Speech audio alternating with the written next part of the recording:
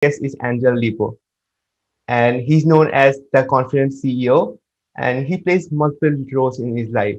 To name a few, he is an influencer, LinkedIn strategist, and international TV host.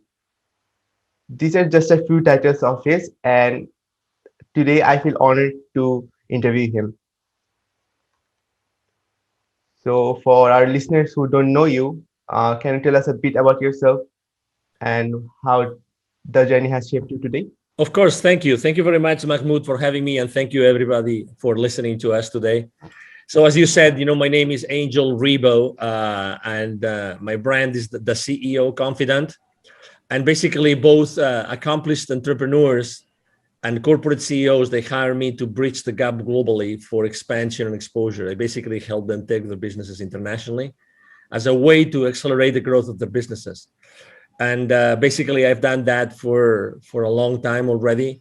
And the reason why my brand is what it is because, when I left corporate America 5 years ago, I counted how many, companies and CEOs I had held before. And in the last 20 plus years, I have held more than 1,500 CEOs in 33 different countries. So thank you for having me. Besides that, I'm also the president and co-founder of Wisdom for Kids, which is a foundation we help underprivileged kids in Latin America become entrepreneurs using the local resources. Yeah, that's amazing. That's amazing. 1,500 is really big number. Yeah, that's a lot. How Yeah, long it's a have? big number. Yeah, absolutely. So how long have you been connected to this entrepreneurship and? Yeah, so well, I've been connected to entrepreneurship for a long time, since the 90s, because, all the time I was working, helping other companies develop their businesses. I was also working with, indirect sales models, which means that I was helping, basically resellers, distributors to develop the business along with the companies I was working with. So I was always working with entrepreneurs, and I was always helping them with their businesses, with business strategies, and to help them go to the market along with us. So I have been then involved with entrepreneurship since then early 90s. And I have been involved with, entrepreneurship in Latin America as with my charity since 2018, probably. And we have already helped more than, 1,000 families since then. Yeah, that's amazing. Yeah, amazing.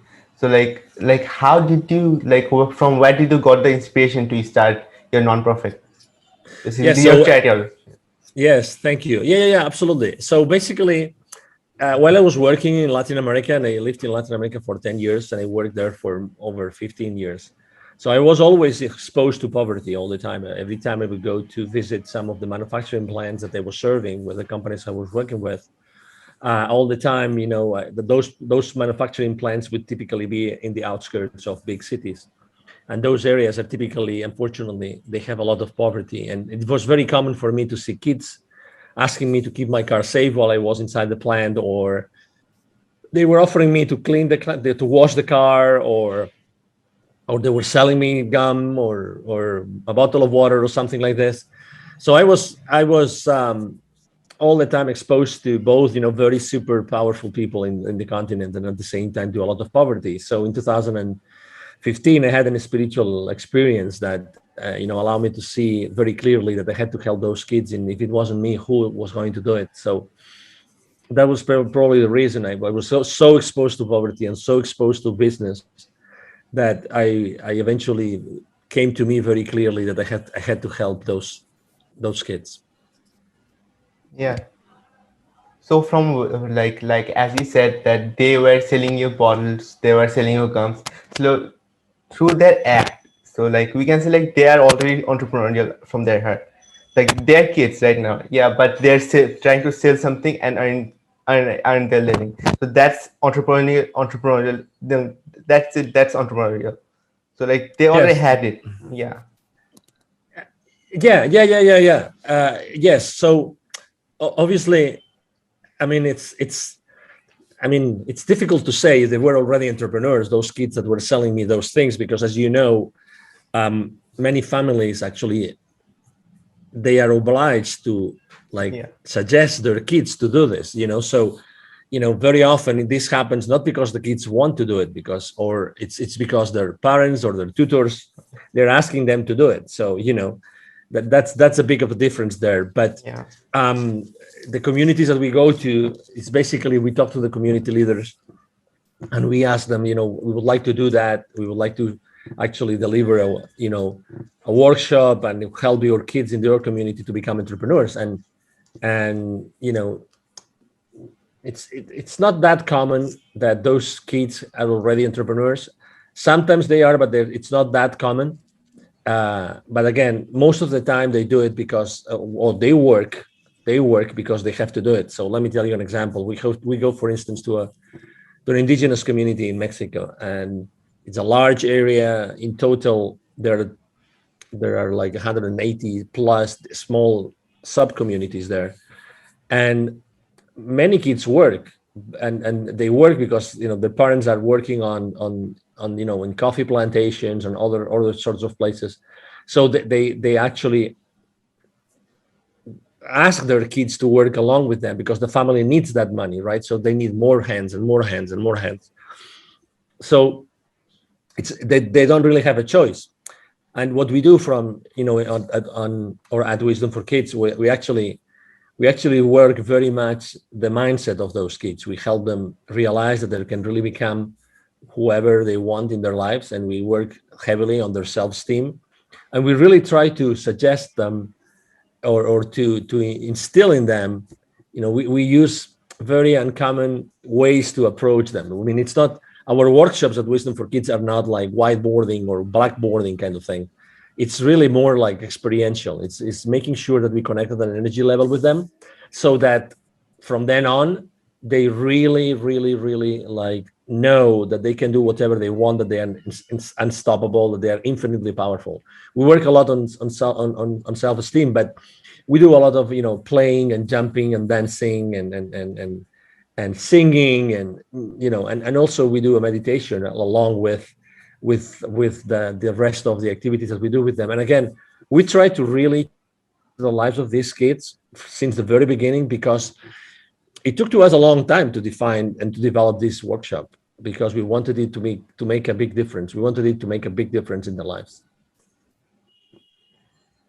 That's really like amazing actually. Like I'm not finding the perfect word here that to describe how I That's feel. good. That's Yeah. good. Yeah, yeah, yeah, yeah. But as you know, I think it's important to expose people to new knowledge and to new experiences. And it took almost 2 years and two PhD students to develop the workshop that we're delivering today. So yeah, I mean, we have really invested a lot of time in making sure that what we do with the kids is really impactful and it's going to stay with them for the rest of their lives. Okay. So like, how long did it take to make those workshops?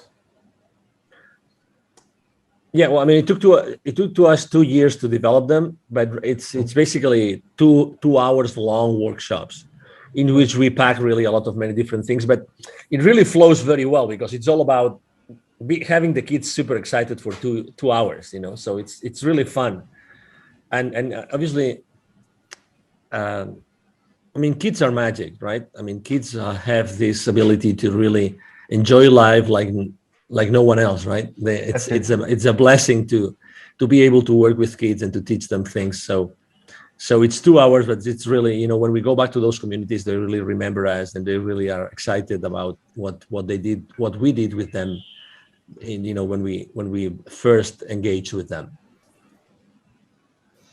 Yeah, that's like so great.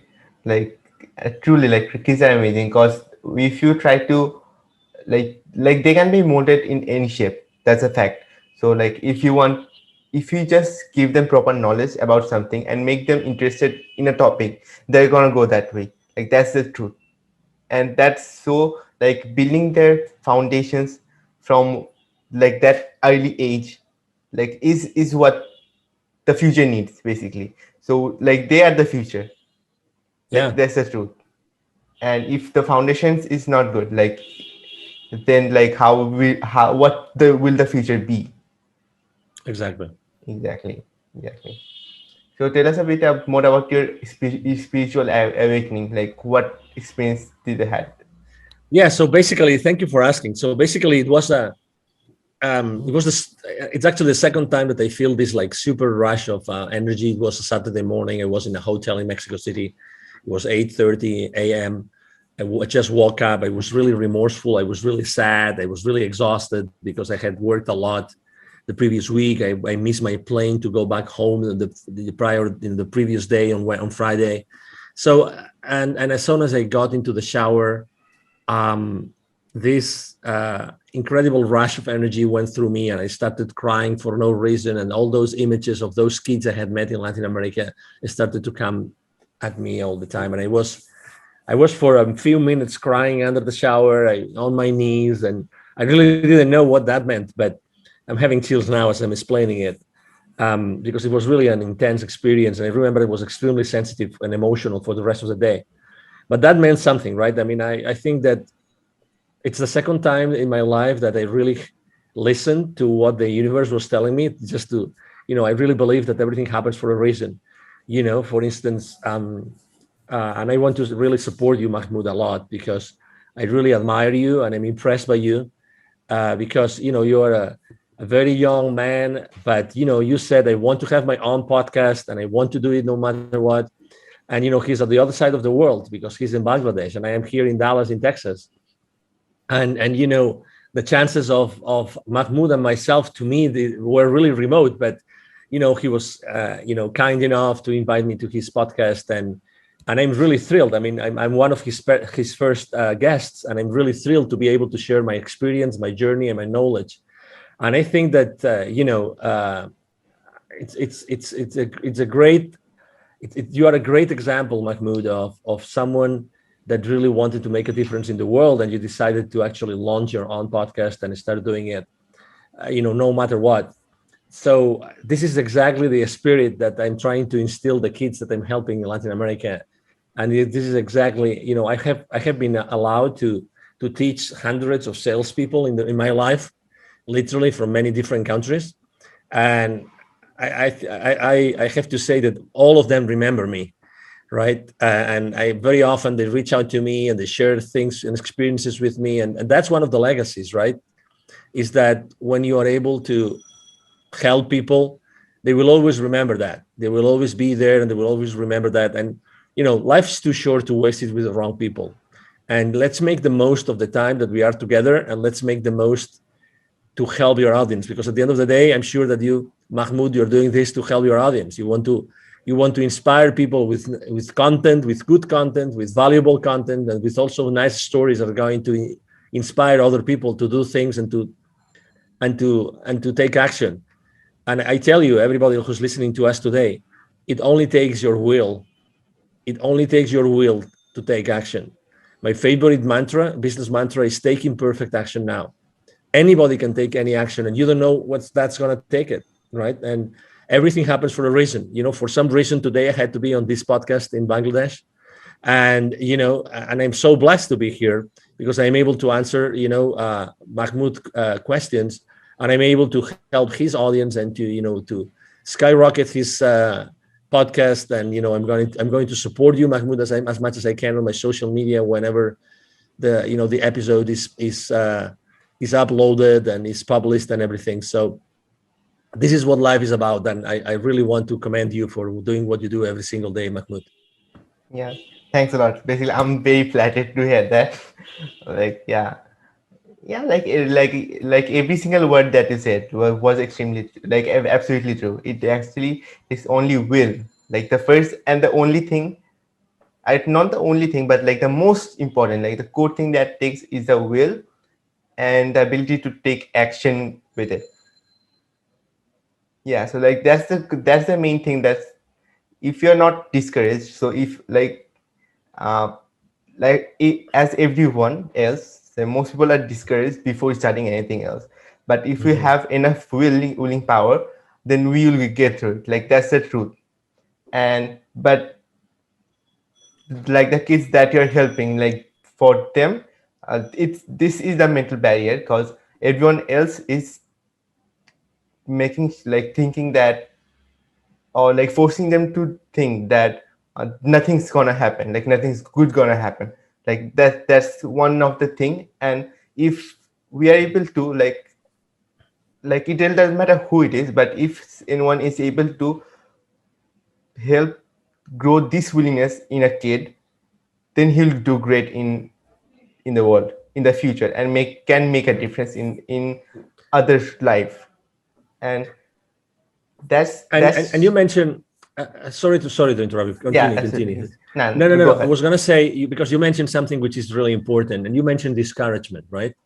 It's true, and that's something that we face when we go to Latin America, because when we help kids and we have this, let's say the initial workshop, obviously we know that it's very easy for the kids' parents or tutors to just with one word, with one eyesight, just to say, "What you just learn is useless" or whatever, right? I mean, so they can be easily discouraged. But I think that the example that we have to actually give ourselves, you and myself, as opinion leaders, I think that discouragement is just, it's just a temporary loss of enthusiasm. That's what it is. So, I think that we should, and we do teach the kids that, there's no such thing as a failure, and that everything happens for a reason. There's all the time there's a reason why we have to do things, and there's a reason why we have to perform certain activities and do certain things.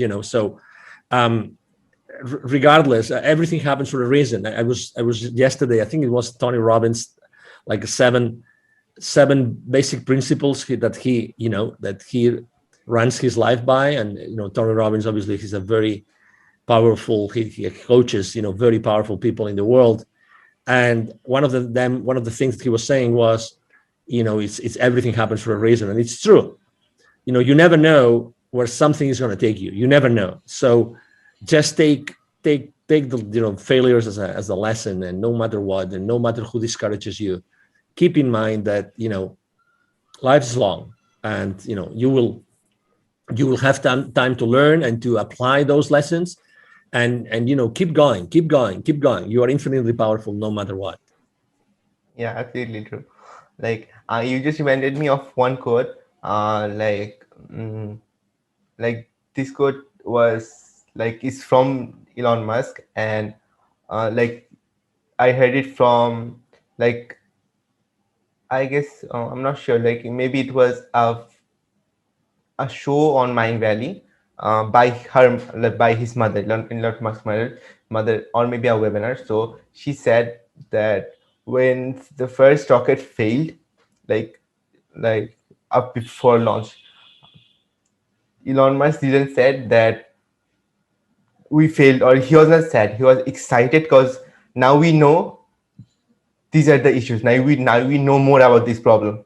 Now we can try to find out solutions of it. So I think, and everyone should think in this way, that any failure that occurs, we know that now we know which problems we have to solve, and now we know which actions we have to take to get better at it, to take a better approach, and to take another way or build a new way to go where we want to go, or maybe we can go further than we how we planned.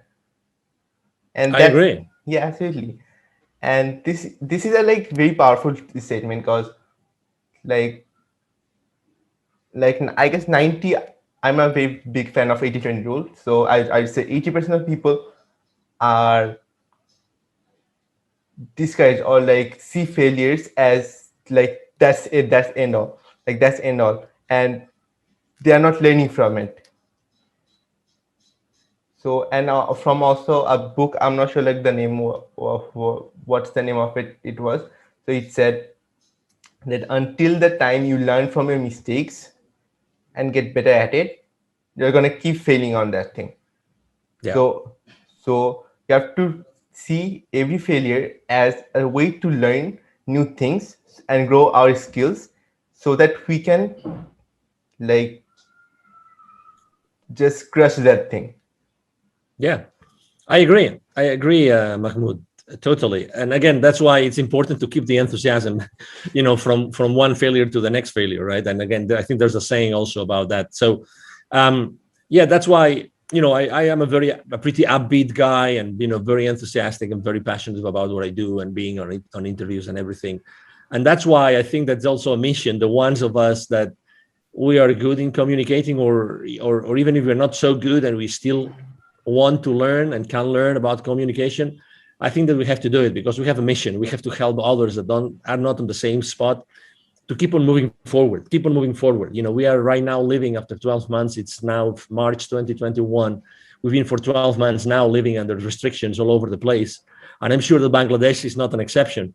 So, we have learned that it's possible in only a few days for something to be really literally be running all over the world, right? So, and restrictions all over the world. So I think that we have to help each other, and we have to make sure that we use everybody's energy for the good of everybody. Really, I really believe so.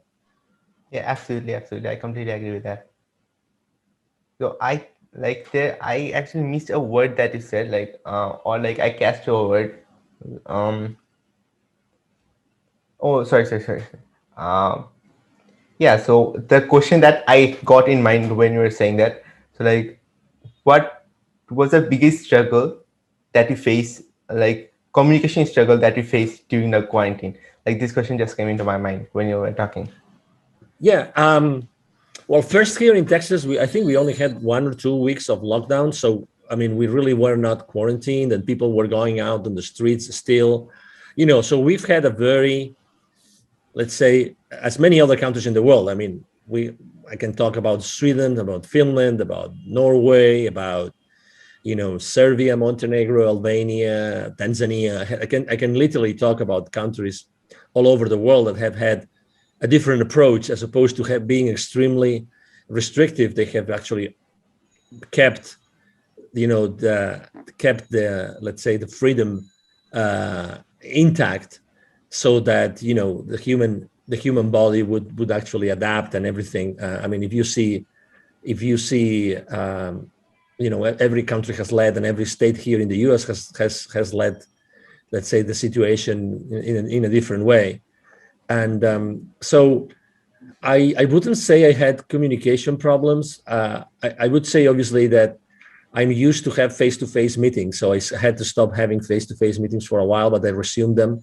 And again, I like last year, I met personally face-to-face tens of executives of companies here in Dallas. So, you know, again, I think that being respectful with everybody, you can still keep on, communicating with them, and just be cautious and aware of maybe some restrictions that had to be in place. That's it. But yeah, it's a good question. I think that maybe communication wasn't the problem. Maybe connecting, right? I think that it's strange to see now someone that did not disconnect with someone. I like to say that I'm really, one of my missions in life is to connect the unconnected. And so I think that last year a lot of people got unconnected or disconnected. There were a lot of bridges between people that were burned.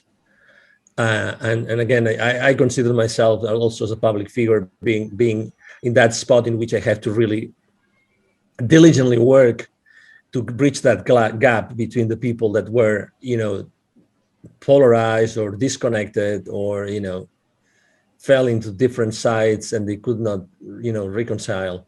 I think that it's important for us to be building those bridges, because, we've always lived in peace and loving and liking, so why allowing those, probably one of the most difficult months in our lives, why allowing them to be, forever, permanently, like, uh, wiping out our connections. And so that's why I think that connection is something that really was damaged last year, and not necessarily with me, again, because I know that I have to be extremely compassionate about everybody, and thoughtful and aware.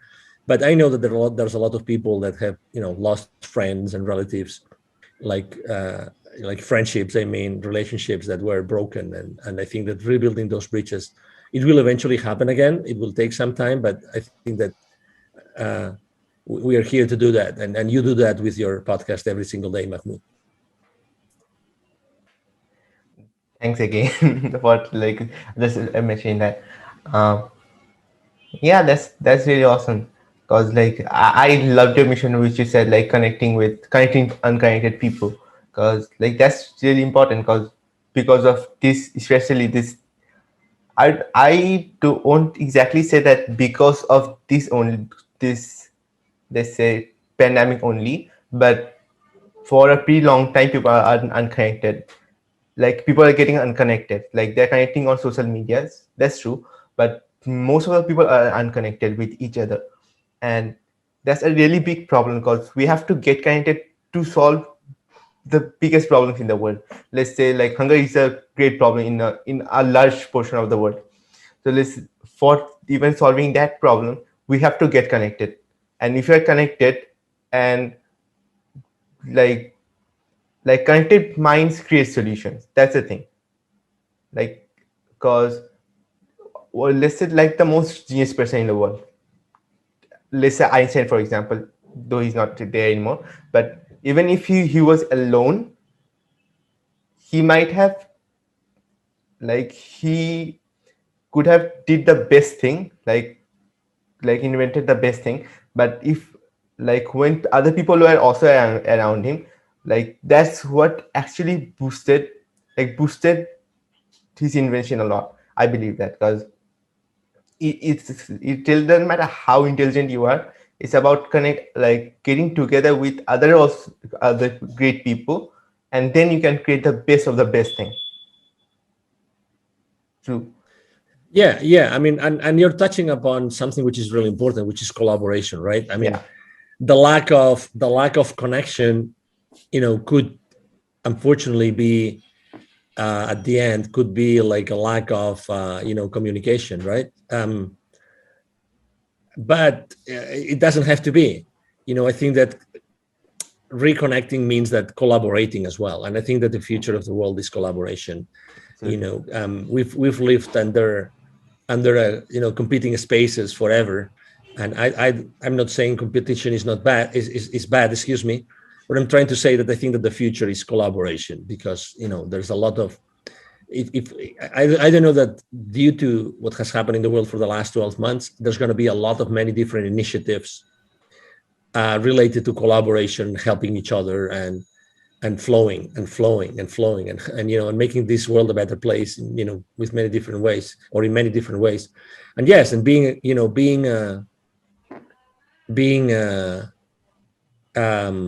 aware of this, I think, is really important today.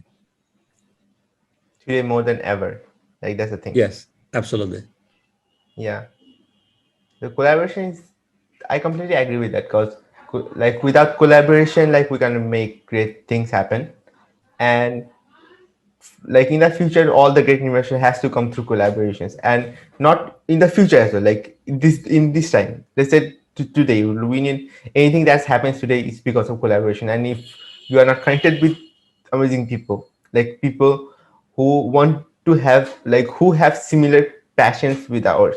So let's say we want to solve this problem, and there are a lot of people that we don't know about who are also passionate to solve this exact problem, not even with a different thing, like, or not even with a twerk or anything. So if we are able to bring those all passionate people together, like they're gonna work passionately even if they have nothing. And that's where the magic begins, truly. Mhm. Yeah, we are magical beings, and we are infinitely powerful. It's a matter of just talking to each other, and helping each other, and keep on exploring, and keep on, that's why I go back to the same thing, taking imperfect action now. I think that taking action is so powerful. It gives you so much power, and it gives you so much experience, and you are able to be more intentional in what you do every single day. As much as you take action, you keep on putting yourself on the line and doing things that you didn't think that you could do. So it's like me, when I started my, let's say, my solopreneur career. Well, right now I have a large team in my company, but when I started, it's actually, I mean, I had a very limited presence on LinkedIn, for instance. LinkedIn is the platform where I work the most. Right now I have 27,000 connections, and I have made a lot of mistakes, but right now I have a very engaged community. I help them a lot. I give a lot of value away. And this is, it's just, part of who I am, and part of making mistakes, and doing a lot of things with many different people. It's I think that, and I think Tony Robbins says it very well also. I think that that your worth, or even your wealth, is totally proportionate to the amount of people that you're able to help. So if I want to help, if I want to be really, like, wealthy, I think that I have to really make sure that I'm able to put out there a way in which, hundreds of thousands, if not millions of people can benefit from what I do. Absolutely, absolutely. So, like, I don't know, like, talking with you, like all the codes are coming into my mind, like while talking to you, because um, so it's about helping people. Like, one thing is, if we want anything in life, I forgot the author of it who said it, but if you want anything in life, like, sorry, I said the opposite. We can have anything in life if we help enough people, and this is absolutely true, because even if we are selling any product, we are helping them to solve a problem. So in that regard, we are helping them, and the more people we're able to help, and or another thing, so like if the problem is bigger and we are able to help more people, and we're gonna get more wealthy, like that's the truth. And it didn't, like, it's not anything forceful that we're taking money. It's just we're helping, and in that exchange they are giving us. Yeah, I agree. Absolutely. Yeah, I mean, it's by definition. I mean, it's you know, but that's then it's the question is then, if the people listening to us, right, if they want to get help, and they want to reach that point, how do they do it? How do they get the message across? What's the right message? What's the right service? What's the right product? I remember last year here in the Dallas community, I collaborate a lot with many different business accelerators and startups and entrepreneurs. And I gave actually 2 times last year. I gave a couple of uh, webinars about pivoting. So pivoting is the concept of reinventing yourself, right? So when you pivot, this means that you're, I mean, that Completely falls like shifting. the basketball. Yeah, exactly. So the basketball term of pivoting, right? So um, I think that it's important that you know how to pivot. It's like important that you know how to put in place what your passion is, what your expertise is, what the market really, Wants. is willing to pay, and what the market wants. Those 3 things, those 4 things, excuse me. I think those 4 things are extremely relevant and extremely important. And that's really the basis for anything else that you want to do. But you have to do it properly. I think that you have to do. If you haven't done it yet, just ask yourself those 4 questions. What are you passionate about? What other people tell you that you're really an expert on? What do you think that the market needs and or the market wants? And because that's important. And then, is the market going to pay for it? And how much is going to pay for it? So those 4 questions, ask those questions to yourself. And I think that you will then be able to really set up a starting point for your entrepreneurial journey. Yeah, those four are really amazing questions, because we can start from there. So like if we kick out every other thoughts from our mind and we start from there, we can get a clear direction, and we understand the people, like what they want, what we want, and then align it with like what our strength is. And then to like after combining it, like we'll set the price as well, like depending on the market how much they want to pay, and then release it. And another thing that also came to mind was we have also have to check if the market is also ready for it, because there are a few invention, I guess, of which was invented Hmm. and they did not succeed when they were invented. Yeah. Yeah, because the market was not ready yet. But after a period of time when the market was ready, then when it was released, it became a quick hit. Like in overnight, it became overnight hit because the market was not ready. Yeah, yeah, I agree. But still, I always like to ask the question of not whether a product or service is going to succeed, but how do we make it successful? I think it's a different, I think it's the right question to ask yourself is to ask, what do you have to do or how do you have to make it successful? I think that we should ask ourselves a different question. And that's why it's so important also what we do in the schools with the kids, underprivileged kids. It gives us, you know, again, being in touch with kids all the time, and so being able to bridge that gap between the super powerful, connect the super powerful, connect them with the super underprivileged. It's such a great experience because, again, it's bringing the authenticity of the kids and also the power of the ones that have achieved almost anything in their lives. Absolutely. Like yeah, absolutely. Those are like these are very powerful words. You can say like these are like the definition of growth. You can say I for me. Yeah. So now before we like get out of like this conversation and to go ahead of our day, like is there any last in word of inspirations or any final words that you want to say? Yes, Anyone? definitely. So, yeah, the first thing obviously is thank you again, Mahmoud, for having me.